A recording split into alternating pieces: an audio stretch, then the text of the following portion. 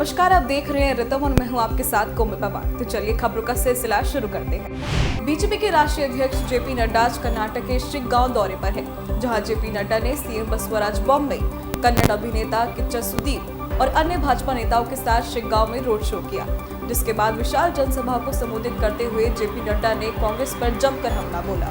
भाजपा के राष्ट्रीय अध्यक्ष जेपी नड्डा ने कहा कि कांग्रेस का मतलब कमीशन, भ्रष्टाचार और अपराधीकरण है। मैं यहाँ सभी से विकास के लिए मतदान करने की अपील करने आया हूँ। साथ ही नड्डा ने कहा कि कांग्रेस का कोई भी नेता हो, वो नेता नहीं है बल्कि एटीएम को चलाने वाले लोग हैं। नड्डा ने कहा कि केंद्र जब यहाँ लोगों को पैसा भेजेगी तो पैसा आप लोगों को ना मिलकर दिल्ली कांग्रेस को ट्रांसफर होगा। सुप्रीम कोर्ट ने माओवादियों से संबंधित के मामले में दिल्ली विश्वविद्यालय के पूर्व प्रोफेसर जी.एन. साईं बाबा को बरी करने के बॉम्बे हाईकोर्ट के आदेश को रद्द कर दिया है। सुप्रीम कोर्ट ने जी.एन. साईं बाबा के खिलाफ माओवादी संबंध मामले को गुण दोष के आधार पर नए सिरे से विचार करने के लिए बॉम्बे हाईकोर्ट के पास दोबारा भेज दिया है। बता दें कि साल 2014 में नक्सलियों से संबंध मामले में साईं बाबा की गिरफ्तारी हुई थी और इस समय वे नागपुर सेंट्रल जेल में बंद है। वहीं 14 अक्टूबर 2022 को बॉम्बे हाईकोर्ट ने जी.एन. साईं बाबा को बरी कर दिया था। इसके साथ ही कोर्ट ने उन्हें तुरंत जेल से रिहा करने का आदेश भी दिया था, जिसके बाद महाराष्ट्र राज्य द्वारा दायर अपील पर नोटिस जारी करते हुए आदेश पारित किया गया था। बेंच ने कहा था कि हमारा दृढ़ मत है कि हाईकोर्ट के निर्णय को निलंबित करने की आवश्यकता है। कांग्रेस सांसद और पूर्व केंद्रीय वित्त मंत्री पी चिदम्बरम के बेटे कार्ति चिदम्बरम के खिलाफ प्रवर्तन निदेशालय यानी ईडी ने एक्शन लिया है।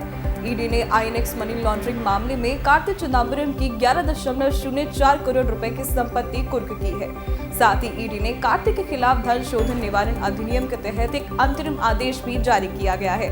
बता दें कि सीबीआई ने 15 मई 2017 को मामला दर्ज किया था, जिसमें 2007 में आईएनएक्स मीडिया समूह को विदेशों से 305 करोड़ रुपए प्राप्त करने के लिए विदेशी निवेश संवर्धन बोर्ड की मंजूरी में अनियमितता बरतने के आरोप लगाए गए थे।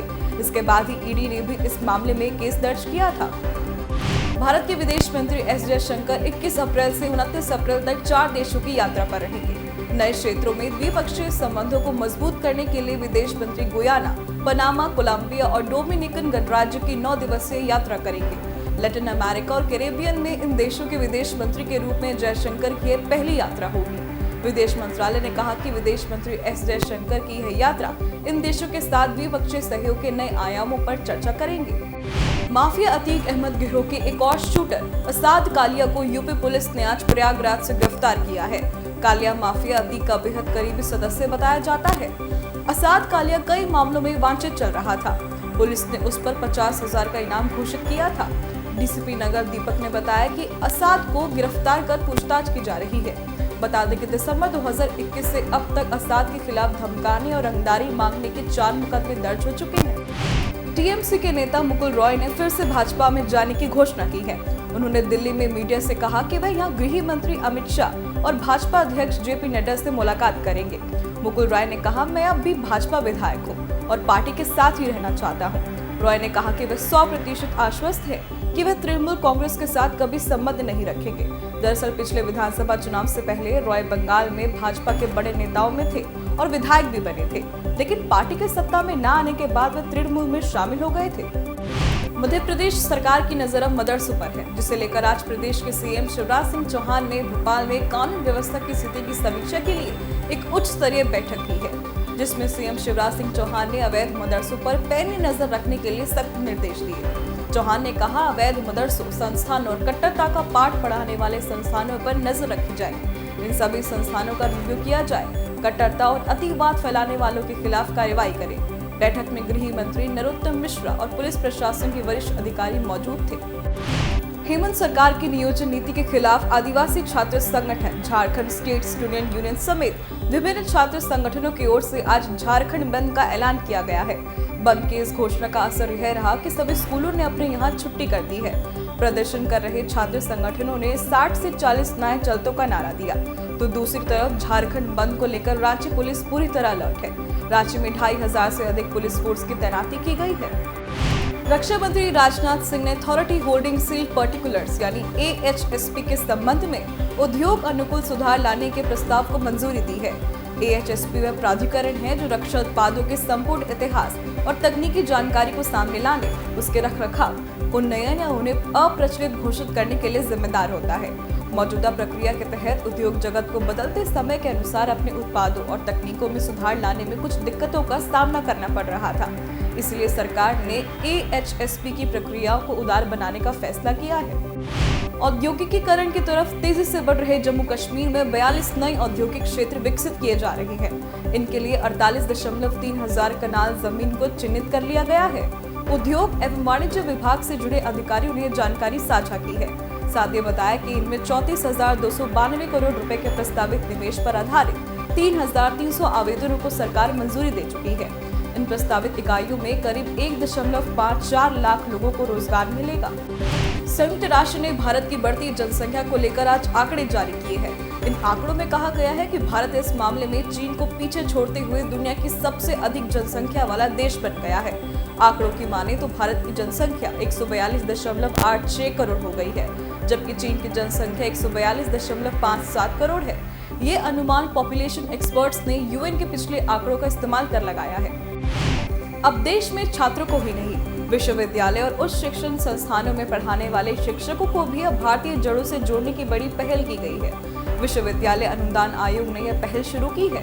इसके तहत शिक्षकों के प्रशिक्षण से जुड़े कोर्स को नए सिरे से तैयार किया गया है, जिसमें अब भारतीय ज्ञान परंपरा को भी शामिल किया है।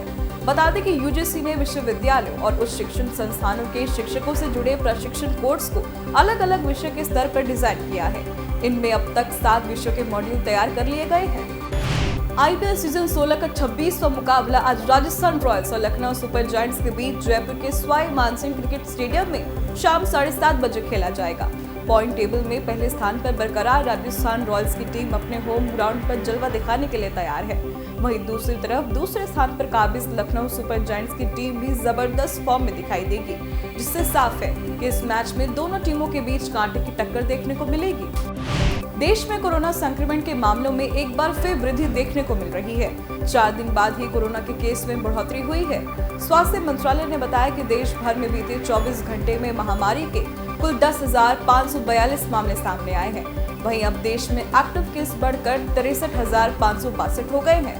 स्वास्थ्य मंत्रालय ने बताया कि कोरोना वायरस से बीते 24 घंटे में 38 मरीजों की जान ली गई है। इसके साथ ही स्वास्थ्य मंत्रालय ने लोगों से सतर्क रहने की अपील की है। देश में लगातार रोजगार बढ़ रहा है। श्रम मंत्रालय द्वारा जारी आंकड़ों के अनुसार कर्मचारी राज्य बीमा निगम यानी ESIC ने फरवरी 2023 में 16.03 लाख नए सदस्य जोड़े हैं। तो फरवरी में लगभग 11,000 नए प्रतिष्ठान पंजीकृत किए गए हैं, जो अपने कर्मचारियों को सामाजिक सुरक्षा देते हैं। आंकड़ों के अनुसार इस महीने पंजीकरण हुए कर्मचारियों में से 7.42 लाख कर्मचारी 25 साल से कम उम्र के हैं, जो ये दिखाता है कि देश में तेजी से नए कर्मचारियों के लिए रोजगार के अवसर बढ़ रहे हैं। भारत का दुग्ध उत्पादन लगातार वृद्धि दर्ज कर रहा है, जिसे लेकर सरकार के थिंक टैंक नीति आयोग द्वारा लाए गए एक शोध पत्र के अनुसार दूध उत्पादन में सालाना 6% की बढ़ोतरी का अनुमान लगाया गया है, जबकि वर्तमान वार्षिक बढ़ोतरी दर 5.3% है। इसमें आगे कहा गया कि ऑपरेशन फ्लड के विभिन्न चरणों के कारण भारत अब प्रति व्यक्ति प्रतिदिन 377 ग्राम RDA से अधिक दूध का उत्पादन कर रहा है। वैश्विक उत्पादन के 1/4 के साथ देश पहले ही दुनिया में दूध के सबसे बड़े उत्पादक के रूप में उभरा है। इस साल मार्च में घरेलू एविएशन सेक्टर को बड़ा बूस्ट मिला है। इस साल मार्च के महीने में एयर ट्रैफिक में पिछले साल के मुकाबले 21.4% की बढ़त दर्ज की गई है। नागर विमानन महानिदेशालय द्वारा 18 अप्रैल को जारी किए गए आंकड़ों के अनुसार इस वर्ष मार्च के महीने में कुल 128.9 लाख लोगों ने फ्लाइट से यात्रा की है। वहीं पिछले साल इस दौरान 106.2 लाख रुपए लोगों ने मार्च में हवाई यात्रा की थी। तो वहीं मार्च 31 तक खत्म हुई तिमाही में पिछले साल के मुकाबले एयर ट्रैफिक में 51.7% की बढ़त दर्ज की गई है।